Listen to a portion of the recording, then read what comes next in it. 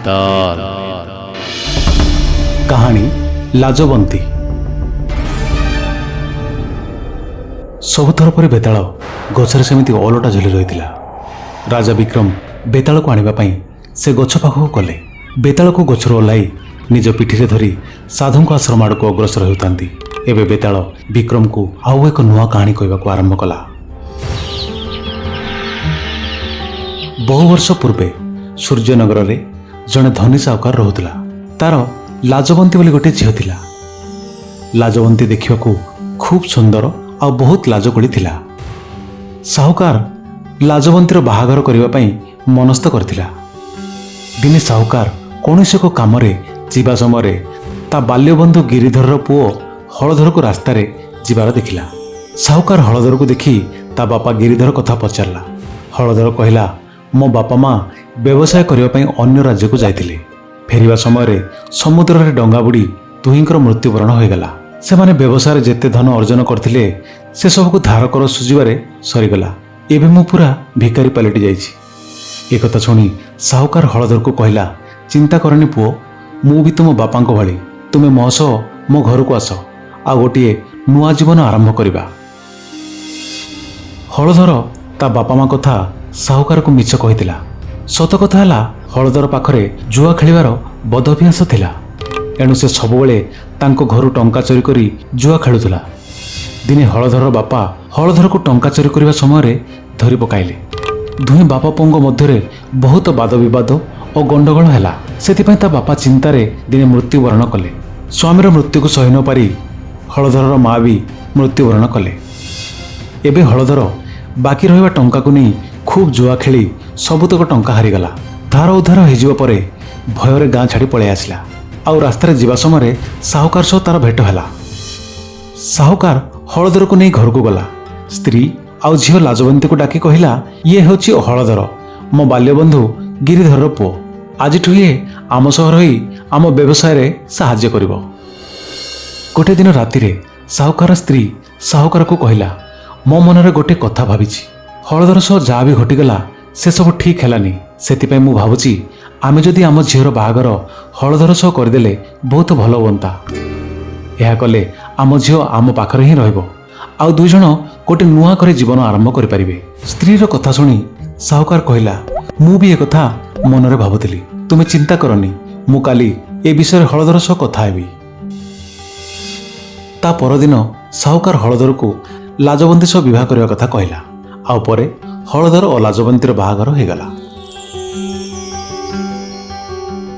किछि दिन गला परे दिने भोजन करबा समय हलधर साहुकार को कहला, बापा लाजवंती बाहावा दिनठू आम घर को थरे भी जाइनी कि आम गाँ भी देखिनी। एणु मु भाबुछि आपण अनुमति देले ताकू आम गाँ आउ घर को नहीं थरे देखै आनिबी। हलधर कथा सुनी साहुकार कहला, हाँ जाओ, दुहे बुलाबुली करी आस। लाजवंती हलधर बापा माँ को प्रणाम करी हलधर घर को जीवा को बाहरी पड़िले। दुहे गोटे जंगल बाट दे जाउथिले। से समय हलधर खाली लाजवंती को देखुथाए। लाजवंती पचारला, तुमे मते एमिति काहेकि देखुछ? हलधर कहला, मु तुम सुना गहना को देखुथिली। एमिति सुनसान जंगल रे एभली सुना गहना पिंधि यात्रा करिबा कदापि भल नुह। मु शुणिछि ए जंगल रे बहुत चोर डकायत रुहंती। सेतिपई तुमे तुम सुना गहना काढ़ी मते देई दियो, मु ताकू खूब जत्न रे रखिदेवी। एबे लाजवंती ता सबु सुना गहना काढ़ी हलधर हाथ को बढ़ाई देला। किछि बाट जीवा परे हलधर लाजवंती को कहला, मते खूब शोष होउछि, एणु मु टिके पानी पीबा को नदी पाखक जाउछि, आउ तुम पई मध्य पानी नहीं आसीबी। मु आसीबा पर्यंत तुमे एठी ए गछ तळे अपेक्षा कर। लाजवंती हलधर कथा सुनी गोटे गछ तळे बसी पड़ला। एबे हलधर मने मने भाबुतला, वाह एबे मु ए सुना गहना को नहीं बिक्री करी खूब जुआ खेली पारि। एक कथा भाबी सब सुना गहना को नहीं दौड़ी दौड़ी चलीगला। बहुत समय हेलानी लाजवंती हलधर को अपेक्षा करी गछ तळे सेमिति बसी रहितिला। हलधर न फेरिबारु एबे लाजवंती अपेक्षा करी सेही गछ तळे सोई पड़ला। समय घड़ी एबे राति हेबाकू गलानी। वर्तमान सुधा हलधर फेरिलानी। एबे लाजवंती भाबिला, एते समय गड़ीगलानी, पुणी अंधार भी हेलानी, हलधर कहीं फेरू नाहांती। ଲାଜବନ୍ତୀ ମନେ ମନେ ଭାବିଲା ଅନ୍ଧାର ହେବା ପୂର୍ବରୁ ଏହା ହିଁ ଭଲ ହେବ, ସେ ଘରକୁ ଫେରିଯିବ। ଏକଥା ଭାବି ଲାଜବନ୍ତୀ ଘରକୁ ଫେରିଗଲା। ଲାଜବନ୍ତୀ ଏକା ଘରକୁ ଫେରିବା ଦେଖି ସାହୁକାର ଓ ତା ସ୍ତ୍ରୀ ଲାଜବନ୍ତୀକୁ ହଳଧର କଥା ପଚାରିଲେ। ଏବେ ଲାଜବନ୍ତୀ କହିଲା, ଜଙ୍ଗଲ ରାସ୍ତା ଦେଇ ଆମେ ଦୁହେଁ ଯାଉଥିଲୁ। କିଛି ଡକାୟତ ଆସି ଆମର ସବୁ ସୁନା ଗହଣା ଲୁଟି ନେଲେ, ଆଉ ସେମାନେ ହଳଧରକୁ ବି ସାଥିରେ ନେଇ ଚାଲିଗଲେ। ଏବେ ସାହୁକାର କହିଲା, ତୁ ସୁନା ଗହଣା କଥା ଚିନ୍ତା କରନି, ମୁଁ କାଲି ରାଜାଙ୍କ ପାଖକୁ ଯାଇ ଏ ବିଷୟରେ କହିବି, ଆଉ ସେ ଡକାୟତମାନଙ୍କୁ ଧରି ହଳଧରକୁ ତାଙ୍କ ପାଖରୁ ମୁକୁଳାଇବାର ବ୍ୟବସ୍ଥା କରିବି। ଏପଟେ ଲାଜବନ୍ତୀ ହଳଧରର ଫେରିବା ବାଟକୁ ଅନାଇ ବସି ରହିଥିଲା, କିନ୍ତୁ ସେପଟେ ହଳଧର ଜୁଆ ଖେଳି ମୌଜ ମଜଲିସ କରୁଥିଲା। ଜୁଆ ଖେଳି ଖେଳି ଶୀଘ୍ର ତା ସବୁତକ ଟଙ୍କା ସରିଗଲା। ଆଉ ଦିନେ ସାହୁକାର ଯିବା ସମୟରେ ପୁଣି ହଳଧରକୁ ରାସ୍ତାରେ ଭେଟିଲା। ସାହୁକାର ହଳଧରକୁ ଦେଖି ଖୁବ୍ ଖୁସି ହୋଇଗଲା। ଭଗବାନଙ୍କୁ କୋଟି କୋଟି ପ୍ରଣାମ ହଳଧର, ତୁମେ ବଞ୍ଚିଛ। ଲାଜବନ୍ତୀ ମୋତେ ସବୁ କଥା କହିଛି।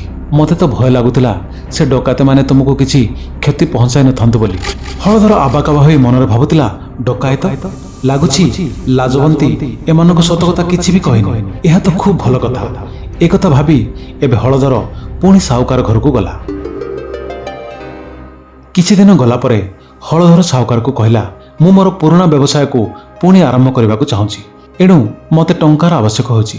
ଆପଣ ମୋତେ କିଛି ଟଙ୍କା ଦେଇ ସାହାଯ୍ୟ କରନ୍ତୁ। ମୁଁ ଶୀଘ୍ର ଶୀଘ୍ର ଆପଣଙ୍କ ସବୁ ଟଙ୍କା ଫେରସ୍ତ କରିଦେବି।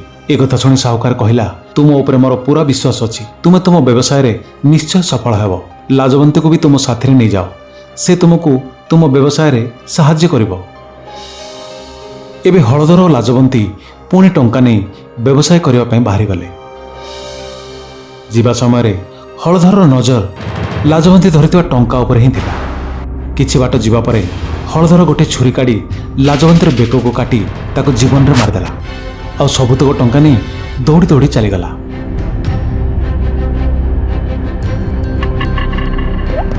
ଏଠାରେ ବେତାଳ ତା କାହାଣୀକୁ ସାରି ରାଜା ବିକ୍ରମକୁ ପଚାରିଲା, ରାଜା ବିକ୍ରମ, ଏବେ ତୁ କହ, ଲାଜବନ୍ତୀର ମୃତ୍ୟୁ ପାଇଁ କିଏ ଦାୟୀ?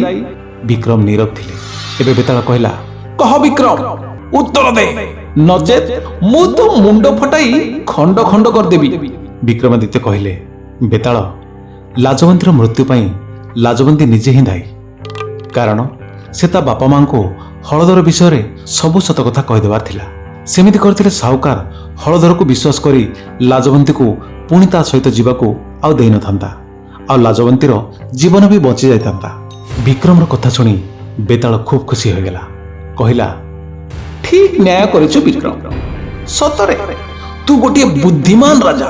କିନ୍ତୁ ମୁଁ କହିଥିଲି ତୁ ଗୋଟିଏ ବି ଶବ୍ଦ କହିବନି, ତୁ ତ ମୁହଁ ଖୋଲିଲୁ, ଏବେ ମୁଁ ଚାଲିଲି। ବେତାଳ, ବେତାଳ, ବେତାଳ। ଏବେ ବେତାଳ ବିକ୍ରମର ପିଠିରୁ ଉଡ଼ି ସେ ଗଛ ପାଖକୁ ଗଲା। ବିକ୍ରମ ବେତାଳର ପଛେ ପଛେ ଦୌଡ଼ିଗଲେ ବେତାଳକୁ ପୁଣି ଆଣି ସାଧୁଙ୍କ ପାଖକୁ ନେବା ସକାଶେ।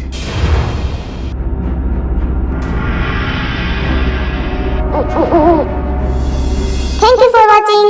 Like, share, subscribe for Shumamar Gappadi.